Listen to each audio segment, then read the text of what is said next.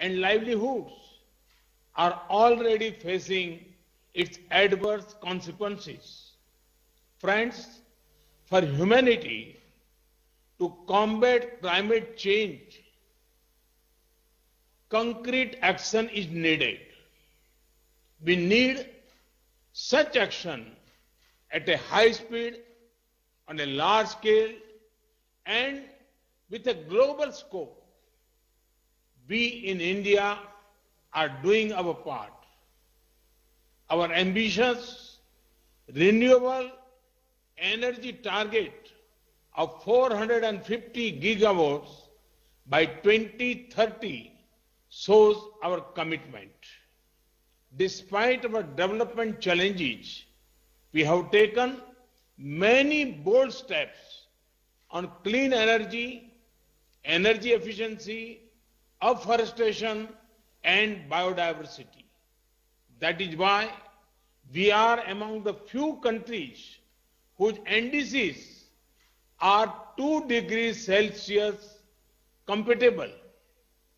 We have also encouraged global initiatives like international. Ready? नमस्कार, आमी मनोज्ञा लोईवाल आप देख रहे हैं हमारी खास पेशकश सीधे पश्चिम बंगाल के दिनाजपुर जिले से। लेकिन अभी शुरुआत करेंगे एक बड़ी खबर से। प्रधानमंत्री नरेंद्र मोदी ने अपना 23 अप्रैल यानी कल का शुक्रवार का दौरा पश्चिम बंगाल में अब रद्द कर दिया गया है।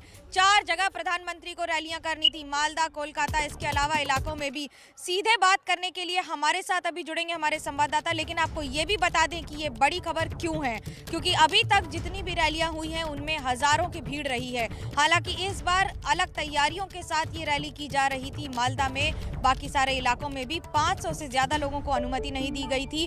हर एक का कोविड टेस्ट कराया जा रहा था और ये भी ध्यान में रखा जा रहा था कि जो भी व्यक्ति आए वो 100 मीटर दूर एक दूसरे से बैठे। क्या चुना दिया? हमारे साथ सीधा जुड़ रहे हैं हमारे संवाददाता विकास भदौरिया। विकास, क्या है खबर और क्यों हुआ ये पूरा दौरा रद्द? देखिए, जाहिर तौर पर देश में जो हालात हैं कोविड को लेकर बने और खासतौर पर ऑक्सीजन की सप्लाई को लेकर जिस तरह से देश में हालात बने हुए हैं, उस पर आज भी बैठक की है प्रधानमंत्री ने। कल पूरे कोविड के हालात, नए इंफ्रास्ट्रक्चर के क्रिएशन, ऑक्सीजन की सप्लाई और डिमांड, इसको लेकर हालात और ज्यादा संगीन हो सकते हैं, क्योंकि आज जिस तरह से अचानक से सर्ज आया है ऑक्सीजन के डिमांड वाले पेशेंट्स में, वो कल और ज्यादा आएगा। जो ये लहर आई है, जो ये वेव उठी है कोरोना की, अब वो स्टेज पे आ गई है जब सीरियस पेशेंट्स की तादाद अचानक तेजी से कल रात से बढ़ना शुरू हुई है। और ये सीरियस पेशेंट ज्यादातर ऑक्सीजन के बिना नहीं रह सकते। ऑक्सीजन की मांग बढ़ने वाली है, ज्यादातर बड़े शहरों में ऑक्सीजन की कमी है। ऐसी सूरत में प्रधानमंत्री खुद नजर रखना चाहते हैं। बड़ी बैठक बुलाई है, कोरोना की दवाइयों से जुड़ी हुई, ऑक्सीजन की सप्लाई से जुड़ी हुई, अस्पतालों में बिस्तरों से जुड़ी हुई, और इस पर वो नजर खुद रखना चाहते हैं, खुद समीक्षा करना चाहते हैं। इसलिए उन्होंने अपना पूरे बंगाल की रैलियां रद्द कर दी हैं और दिल्ली में हाई लेवल बैठक बुलाई। जी धन्यवाद विकास। लेकिन एक बार आपको फिर बता दें कि तृणमूल कांग्रेस ने अभी पिछले कुछ दिनों में कई बार डिमांड की थी कि जितना संभव हो सके 6, 7, 8 यानी अब तो सिर्फ 2 चरण बचे हैं, 7वें और 8वें चरण को एक साथ एक जगह क्लब करके चुनाव और मतदान की प्रक्रिया को अंजाम दिया जाए। अब बात करेंगे पश्चिम बंगाल और चुनाव की। पश्चिम बंगाल में आज 6ठे चरण का मतदान संपन्न हो रहा है। कुछ जगहों में अभी भी मतदान जारी है, जहां एक और सैकड़ों हजारों की संख्या में मतदाता आज केंद्रों तक पहुंचकर अपने इस फ्रेंचाइजी का इस्तेमाल कर रहे हैं, मताधिकार का इस्तेमाल कर रहे हैं। तो वहीं दूसरी ओर सवाल उठ रहे हैं कि आखिरकार क्या चुनाव आयोग अभी भी नहीं जाग पाया है। सवाल हम चुनाव की प्रक्रिया पर नहीं कर रहे हैं, लेकिन चुनाव आयोग के तरीके पर कर रहे हैं कि आखिरकार इतने हजारों लोगों की जान को जोखिम में डालकर और इन सारी बातों को नज़रअंदाज करने का पाप किसके सर जाएगा। क्या अभी भी ये बिलखती सांसें, ये दर्द भरी कराहट और ये सारे सवाल जिनके जवाब अभी भी किसी के पास नहीं हैं, इनके जवाब कौन देगा? आज कौन बनेगा मुख्यमंत्री के मंच से हम ये सवाल कर रहे हैं कि आखिरकार जिम्मेदार कौन और कब तक दम तोड़ती रहेंगी ऑक्सीजन की कमी की वजह से ये सांसें।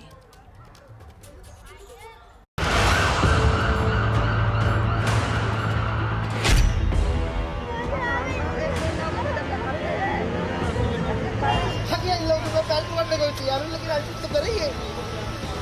बैटरी है, बैटरी को नीचे लिटा के इलाज करा लूंगा।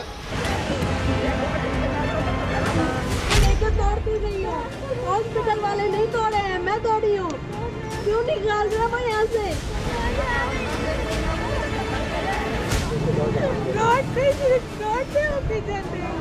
कुछ तो बताओ, कोई तो हमारे उतारा दो, कोई कहाँ गए सबके सब? मार डाला, 2-3 घंटे से मैं खड़ी रही है, नहीं लिया तो इन्होंने नहीं लिया। यहाँ से अप्रोच लगा लो, वहाँ लगा लो।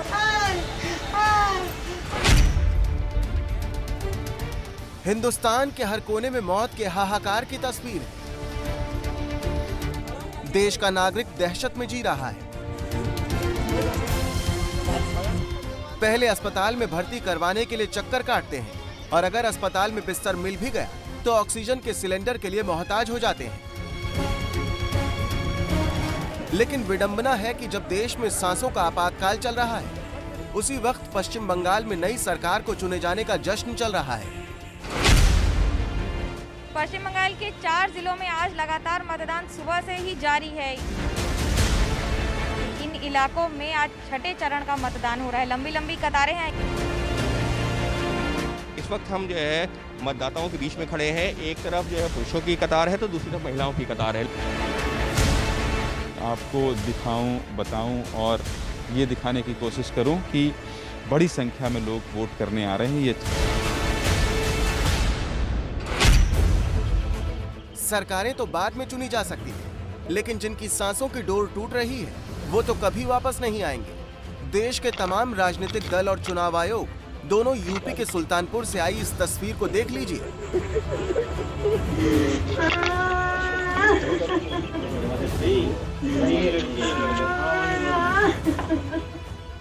एक बेटी अपने पिता के लिए चीख रही है और ये वो पत्नी है जिसका पति अब इस दुनिया में नहीं है। कोरोना संक्रमण की वजह से पेशे से शिक्षक सुरेश त्रिपाठी की मौत हो गई है। मौत की वजह सिर्फ कोरोना नहीं बल्कि यूपी का वो पंचायत चुनाव भी है जो हर चरण में जाने लील रहा है। 19 अप्रैल को यूपी में दूसरे चरण के पंचायत चुनाव हुए। सुरेश त्रिपाठी की पीठासीन अधिकारी के तौर पर ड्यूटी लगी थी। उनकी अचानक तबीयत खराब हो गई। पास ही सामुदायिक स्वास्थ्य केंद्रों में उनको भर्ती कराया गया, लेकिन हालत बिगड़ने लगी। आनन फानन में जिला चिकित्सालय सुल्तानपुर लाया गया, लेकिन कोई कोशिश काम नहीं आई।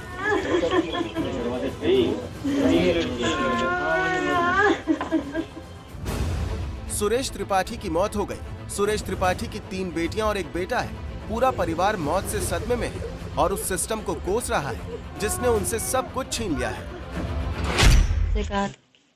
थोड़ा रेस्ट लीजिए, बोले नहीं ड्यूटी नहीं कटेगी, मैं जाऊंगा। मतलब वो कह रहे थे कि ड्यूटी कटाना चाह रहे थे वो। हाँ, सोचे कि रुक जाए, लेकिन जो है तभी गए। मतलब बोले ड्यूटी करना है, ड्यूटी अपनी ड्यूटी के आगे वो कुछ नहीं समझती थी। मैं घर पे थी, वहीं आया फोन के जो है आप अस्पताल पैसे बोले सारे। मैंने तो जल्दी हिम्मत नहीं हुई। सुरेश त्रिपाठी को लगातार बुखार आ रहा था। वो अधिकारियों से छुट्टी की गुहार लगा रहे थे। परिवार कह रहा है कि प्रशासन अगर उन्हें छुट्टी दे देता तो उनकी जान बच जाती। सुरेश त्रिपाठी की मौत को हत्या क्यों न कहा जाए। एक आदमी जो पहले से बीमार था, जो छुट्टी मांग रहा था, उसके बावजूद उसकी पंचायत चुनाव में ड्यूटी लगाई गई। इस सिस्टम को मौत परोसने वाला सिस्टम क्यों न कहा जाए, क्योंकि संक्रमित व्यक्ति को जबरन चुनाव की ड्यूटी करवाने पर मजबूर किया गया। लेकिन ना तो सरकार को कोई मतलब है और ना ही चुनाव आयोग को। लोग मरते हैं तो मरते रहे, घरों में मातम पसरा है तो पसरता रहे। ये तो चुनाव कराएंगे, मानो चुनाव कराकर ही लोकतंत्र बचेगा, वरना सब खत्म हो जाएगा। थोड़ा ऊंचाई से आपको इस वजह से दिखा रहे हैं जिससे कि तस्वीरें समझ में आए। यहाँ पर वैसे तो 5-6 अलग अलग बूथ बने हुए हैं, लेकिन कमोवेश हर एक बूथ पर इतनी लंबी लंबी कतारें हैं। एक साथ दर्जनों लोग एक एक कतार में लगे हुए हैं, फिर चाहे वो महिलाओं की कतारें हों, पुरुषों की कतारें हों, उसी तरीके से हैं। और सिर्फ एक बूथ पर नहीं बल्कि इस स्कूल में जितने भी बूथ बने हुए हैं कमोवेश उसी तरीके की जो है कतारें हैं। यहाँ से थोड़ा सा और अगर हम आगे आपको दिखा सकें तो आगे भी उसी तरीके की कतार है और जहाँ पर कैमरा नहीं भी पहुँच रहा है, यकीन मानिए उसके आगे भी जो मैं बूथ देख पा रहा हूँ वहाँ पर भी उसी तरीके की लंबी कतार देखने को मिल रही है। अगर आप लोगों को समझ ना आ रहा हो कि कैसे इंसान सांसों के लिए मोहताज हो गया है, तो लखनऊ से आई इस दर्दनाक तस्वीर को देख लीजिए।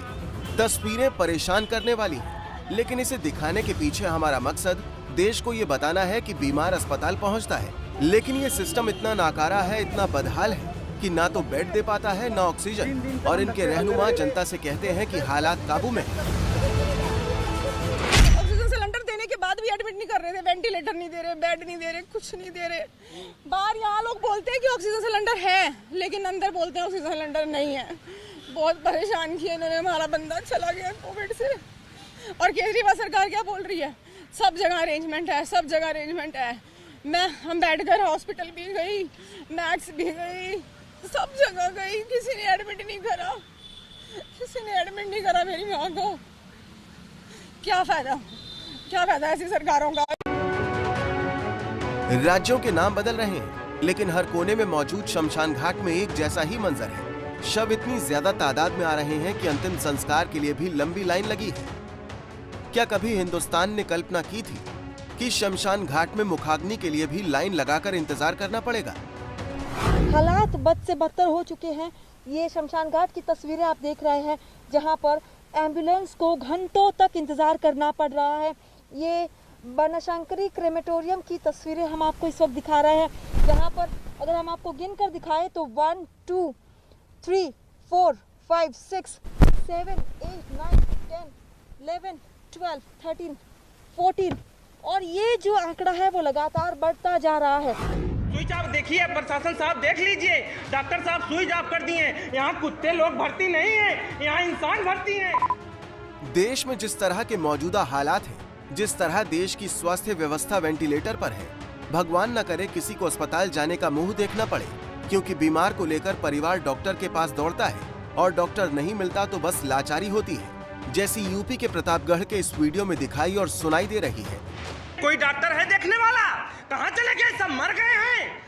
स्विच ऑफ कर दिए डॉक्टर साहब ना, स्विच ऑफ देखिए, प्रशासन साहब देख लीजिए, डॉक्टर साहब स्विच ऑफ कर दिए। यहाँ कुत्ते लोग भर्ती नहीं है, यहाँ इंसान भर्ती है। किसी की माँ है, किसी का बहन है, किसी का बाप है, किसी का पति है।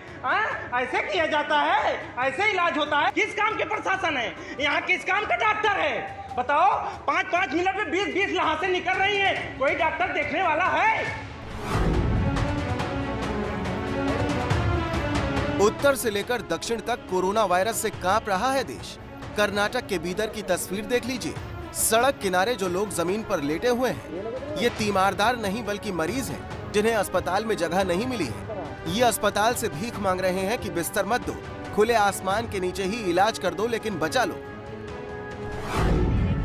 एक एक सांस के लिए तरसता ये हमारा हिंदुस्तान है। ऑक्सीजन के लिए दर दर की ठोकरें खाता ये हमारा हिंदुस्तान है। वो देश जहां एक तरफ देश के प्रधानमंत्री लोगों से घर से बाहर ना निकलने की अपील करते हैं, लेकिन दूसरी तरफ पश्चिम बंगाल में 70% मतदान हो रहा है। बीमार लोगों की पंचायत चुनाव के लिए ड्यूटी लगाई जा रही है। आने वाले चरणों के लिए चुनाव प्रचार भी किया जा रहा है। वो कहते हैं कि कोरोना प्रोटोकॉल का पालन करेंगे। अरे किसको बहला रहे हैं आप? अगर इतना ही कोरोना प्रोटोकॉल का पालन किया होता तो पश्चिम बंगाल में चुनाव प्रचार के 1 महीने के दौरान कोरोना के मामलों में 1500% की बढ़ोतरी ना हुई होती। सवाल यही उठ रहा है कि आखिरकार बहला रहे हैं कि बहका रहे हैं। जो जनता है आज अपना वोट और अपने मताधिकार का इस्तेमाल तो कर रही है, लेकिन जब बाहर निकल रही है तो अपनी जान को भी जोखिम में डाल रही है। कितना ज़रूरी है ये? आखिरकार क्या है? आज बंगाल की तस्वीर आपको दिखाएंगे और सीधा जुड़ेंगे हमारे साथ। कुंतल जुड़ रहे हैं उत्तर 24 परगना से और बर्धमान से जुड़ रहे हैं ज्ञानेंद्र तिवारी। कुंतल, क्या तस्वीरें, क्या देखा आपने? क्योंकि लगभग 80% मतदान हो चुका है। आंकड़े 15 दिन पहले तक बड़े लुभावने लग रहे थे, लेकिन आज इससे स्ट्रेस और टेंशन भी हो रहा है।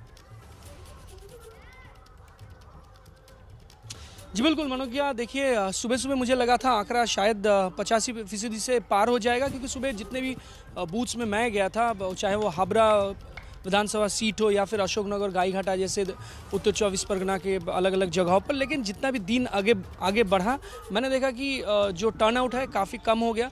वजह शायद ये हो सकता है कोरोना काफ़ी लोग शायद नहीं गया होगा, तो इस वजह से दिन के अंत तक ये 80% से कम है। ये कुल संख्या जो है 80% से कम है पूरे पश्चिम बंगाल में, जो पिछले 5 चरणों के चुनाव के अगर कंपैरिजन में देखा जाए तो थोड़ा बहुत कम है, वजह कोरोना हो सकता है। और लेकिन ये भी आंकड़ा जो है कम नहीं है, मानो कि अब मुझे लगता है कि बहुत ही ये टेंशन बढ़ाने वाली है, क्योंकि मुझे आप देखिए कल से मुझे 3-4 कॉल ऐसा मिला, किसी को बेड चाहिए अलग अलग हॉस्पिटल में, किसी को 6-7 वायल रेमडेसिविर दवाई चाहिए, किसी को ऑक्सीजन सिलेंडर चाहिए। ये कॉमन, आप अगर सोशल कोई लाइफ में हो तो इस तरह का कॉल आता रहता है। तो मेरे पास भी इस तरह का कॉल आया, लेकिन किसी को मैं हेल्प नहीं कर पाया, और एक किसी को हेल्प कर पाया काफ़ी टाइम के बाद, 6-7 घंटे के बाद। तो यही स्थिति पश्चिम बंगाल में है, और हेल्थ इंफ्रास्ट्रक्चर जो है पश्चिम बंगाल में घंटों इंतजार करना पड़ रहा है। खुद हमें संवाददाताओं को घंटों इस्तेमाल, तो बहुत ही मुश्किल होगा।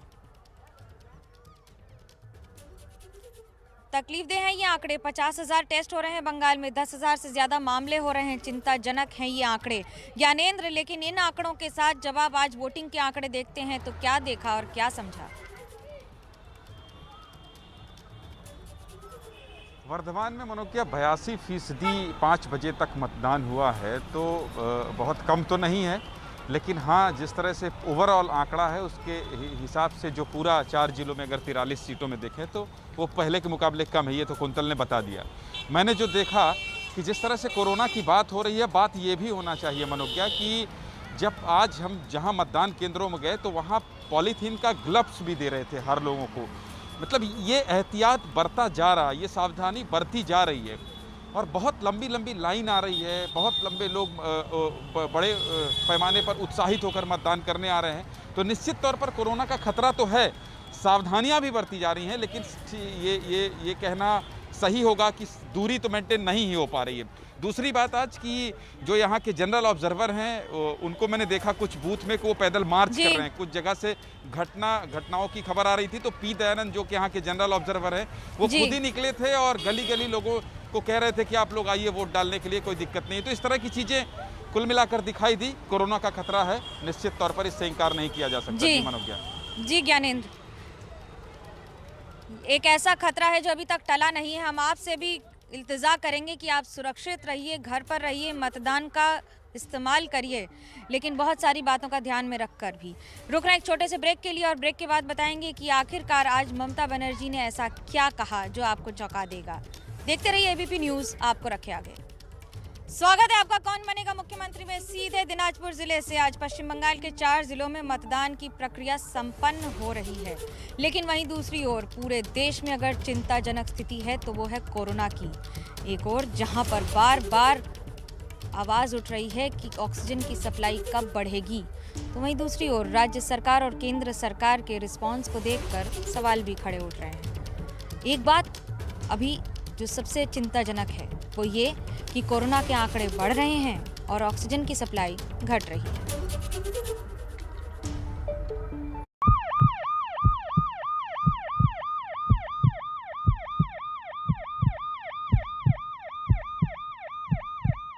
दिल की धड़कन, सांसों की रफ्तार, इन सब को जीवन देती है ऑक्सीजन।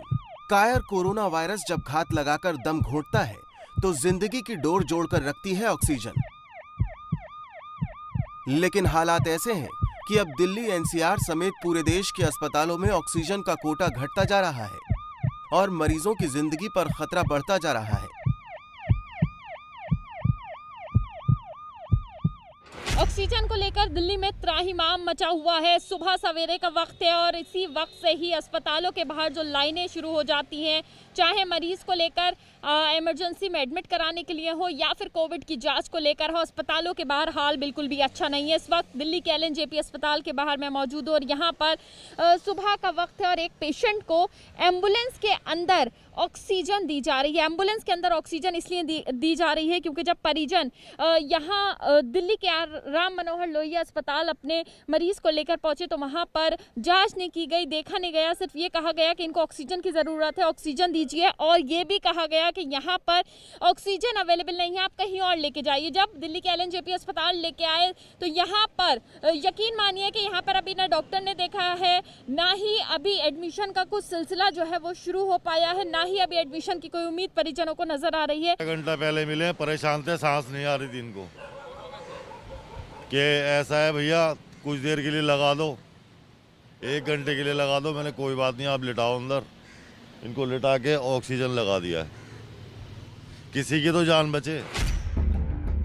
ये हाल तो दिल्ली के LNJP अस्पताल का आपने देखा, लेकिन दिल्ली NCR के ज्यादातर अस्पताल में हालत ऐसे ही है। दिल्ली के शांति मुकुंद अस्पताल के CEO सुनील सागर तो रो पड़े, कह रहे हैं कि मरीजों को हम कैसे मरने दें। मेरे को ऑक्सीजन चाहिए, मेरे को जितनी जल्दी मेरे को ऑक्सीजन चाहिए। मैंने अभी उनको इनॉक्स वालों को फ़ोन किया, बोले रात को 9 बजे देंगे। पर रात को 9 बजे देंगे, ठीक है। मैं इस समय पेशेंट को क्या करूंगा अगर ऑक्सीजन नहीं है? मैं जिन पेशेंट को डिस्चार्ज कर रहा हूँ, आपको क्या लगता है कि they were here for picnic? They were suffering. So by 9 will they able to survive? No, there's no way I can cover it till 9. So that's why I have requested my doctor कि जो patient discharge हो सकते हैं उनको discharge कर दे, जो कहीं और जा सकते हैं उनको और सर्जरी कैंसिल कर दी हैं। जो पेशेंट जो मेरे पास सिलेंडर पड़े हैं उनको बेड साइड पे ले गया हूँ ताकि उनको उनकी this stock will not last ना। नोएडा के कैलाश अस्पताल प्रशासन का कहना है कि कुछ ही घंटों की ऑक्सीजन हमारे पास बची है। बताइए हम ऐसे में मरीज की जान कैसे बचाएं? इसलिए मरीजों को अब भर्ती ही नहीं कर रहे। इस टाइम करीब 450 मरीज हैं जो एडमिट है। हमने अपने आप को स्ट्रेच किया, बेड बढ़ाए, दवाइयाँ मंगाई, अपने डॉक्टरों को हम डबल ड्यूटी करा रहे हैं। पूरी रात से हम लगे हुए आज ऑक्सीजन के पीछे। अब हमारे पास करीब 7-8 घंटे की है। मतलब सुबह 6 बजे से हम सब सारी मैनेजमेंट, हमारी रिसेप्शन, हमारे मेंटेनेंस टीम फ़ोन पे है। हमारे पूरे ग्रुप हॉस्पिटल्स में हमें ऑक्सीजन की ज़रूरत है, क्योंकि ऑक्सीजन के बगैर हमने सब जगह एडमिशन भी स्टॉप कर दी है। हम नया पेशेंट ले ही नहीं रहे, क्योंकि जो हमारे पास है कम से कम उसके लायक तो हमारे पास ऑक्सीजन रहे। हमारे इस नोएडा हॉस्पिटल में मुश्किल से 4-5 घंटे की ऑक्सीजन बची है। हम लोग को समझ नहीं आ रही है। इस टाइम हम यही मीटिंग कर रहे थे कि हम करें क्या आगे, क्योंकि ऑक्सीजन तो हम रेट भी ज़्यादा देने को तैयार है, हम कुछ भी देने को, ताकि मरीज़ बच जाए। इस टाइम हमारे लिए सबसे इम्पोर्टेंट चीज़ है हमारे मरीज की जान। भोपाल के निर्वाणा अस्पताल भी यहां आ रहे मरीजों को दूसरी जगह भेज रहे हैं। वजह वही ऑक्सीजन नहीं है, क्योंकि ऑक्सीजन पूरी मात्रा में नहीं पहुंचेगी तो प्रॉब्लम तो होगा ना। सर बात चल रही है, बेटी जा रही है बार वहाँ पे, अभी भी वहीं गई है, कलेक्टर में भी गई थी, तो उन्होंने बोला हम कर रहे हैं व्यवस्था। वो बोलते हैं पहुँचते जहाँ लेने के लिए वहाँ एक बार सिलेंडर दे देते हैं। एक सिलेंडर से क्या कर पाएंगे सर हम लोग? मेरे पापा को मैं अंदर जाके देख के आ रहा हूँ, उनके पास सिलेंडर नहीं है, वो तड़प रहे हैं, उनको प्रॉब्लम हो रही है। हम लोग हेल्पलेस है। हम लोग 7 दिन से पूरा दौड़ रहे हैं हर चीज़ के लिए, दवाई से लेके सिलेंडर तक हम लोग अरेंज कर रहे हैं। हॉस्पिटल हेल्पलेस है। आई डोंट नो गवर्नमेंट क्या कर रही है, हमें कोई आइडिया नहीं। अब देखिए ऑक्सीजन की कमी आंकड़ों में किस कदर डरावनी है। ऑक्सीजन को मीट्रिक टन में मापा जाता है। कोरोना की इस लहर से पहले देश में हर रोज 850 मीट्रिक टन ऑक्सीजन की डिमांड थी और अब हर दिन 4300 मीट्रिक टन ऑक्सीजन की जरूरत पड़ रही है। यानी डिमांड अब 5 गुना बढ़ गई है और इसीलिए मरीज बेबस हैं, अस्पताल मजबूर दिख रहे हैं, नेता हड़बड़ा रहे हैं। पिछले कुछ दिनों से दिल्ली में भी ऑक्सीजन की काफ़ी ज़्यादा अफरा तफरी मची हुई है। कभी इस हॉस्पिटल में ऑक्सीजन की कमी हो गई, कभी उस हॉस्पिटल में ऑक्सीजन की कमी हो गई, इस हॉस्पिटल में 2 घंटे की ऑक्सीजन बच गई। मैंने खुद रात भर अस्पतालों में ऑक्सीजन का इंतज़ाम कराने में गुजारी है कि कहीं किसी अस्पताल में ऑक्सीजन की कमी से कहीं मौत नहीं हो जानी चाहिए। दिल्ली सरकार ने अपना एक एस्टिमेशन लगाया जिसके हिसाब से दिल्ली को रोज़ाना 700 टन ऑक्सीजन की ज़रूरत है। केंद्र सरकार ने हमारा कोटा कल तक 378 टन तय किया हुआ था। ये कोटा कल शाम को बढ़ा के 480 टन कर दिया है केंद्र सरकार ने। मुख्यमंत्री जी को भी कुछ करना चाहिए। सिर्फ आके बड़े बड़े वायदे, कितने बेड्स अवेलेबल है, कहाँ पर बेड्स अवेलेबल है, कहाँ है आईसीयू बेड्स, कहाँ है ऑक्सीजन बेड्स, कहीं पे भी कुछ अवेलेबल नहीं है। आपकी क्या जिम्मेदारी है? सिर्फ आइए, विज्ञापनों पे अपनी शक्ल दिखाइए, एडवर्टाइजमेंट पे अपनी शक्ल दिखाइए और वापस चले जाइए। आपने किस तरीके की तैयारी करी है? आपने छोड़ी 1 साल, आपने 6 साल में दिल्ली के लिए क्या किया? इसका जवाब देंगे आप दिल्ली की जनता को या नहीं देंगे? हालांकि ऑक्सीजन की इस कमी से लड़ने के लिए मोदी सरकार ने बड़े फैसले लिए हैं। जैसे दिल्ली समेत कोरोना प्रभावित ज्यादातर राज्यों का ऑक्सीजन कोटा बढ़ा दिया गया है। महाराष्ट्र के लिए तो स्टील प्लांट से ऑक्सीजन की ट्रेन चलाई जा रही है जो विशाखापट्टनम से चली और महाराष्ट्र पहुंच चुकी है। साथ ही उद्योगों को दी जाने वाली ऑक्सीजन का कोटा कम कर अस्पतालों को ट्रांसफर किया जाने लगा है, जिनका असर जल्द दिखेगा। लेकिन तब तक हालात ऐसे ही रहेंगे और दम घोटते सिस्टम पर सवाल उठते रहेंगे। आज कौन बनेगा मुख्यमंत्री में फिलहाल इतना ही। कल शाम 5 बजे प्रधानमंत्री नरेंद्र मोदी वर्चुअली संबोधित करेंगे अपनी चुनावी रैलियों को। देखने वाली बात होगी कि आखिरकार वहां सोशल डिस्टेंसिंग का क्या होगा हाल। आपको बताएंगे हर खबर सबसे आगे, क्योंकि चुनाव मतलब एबीपी न्यूज़ आपको रखे आगे। इस वक्त आपको बड़ी खबर देते हैं। कल कोरोना के हालात पर पीएम दिन भर बैठक करेंगे। सुबह 9 बजे उच्च स्तरीय बैठक करेंगे। सुबह 10 बजे कोरोना से ज्यादा प्रभावित राज्यों के मुख्यमंत्रियों के साथ प्रधानमंत्री मोदी बैठक करेंगे और दोपहर 12:30 बजे पीएम ऑक्सीजन का उत्पादन करने वाली कंपनियों के साथ बैठक करेंगे। और बैठकों के साथ ही शाम 5 बजे बंगाल में पीएम वर्चुअल रैली भी करेंगे। ये बड़ी जानकारी हम आपको दे रहे हैं। कल प्रधानमंत्री मोदी ने अपनी बंगाल की सभी रैलियों को कैंसिल कर दिया था, फिजिकली जहां वो जाने वाले थे। लेकिन अब जो जानकारी मिल रही है उनके कार्यक्रम को लेकर, कल सुबह 9 बजे कोरोना के हालात पर उच्च स्तरीय बैठक करेंगे और सुबह 10 बजे जो राज्य सबसे ज्यादा प्रभावित हैं उनके मुख्यमंत्रियों के साथ बैठक करेंगे और 12:30 बजे ऑक्सीजन उत्पादन करने वाली कंपनियों के साथ बैठक करेंगे।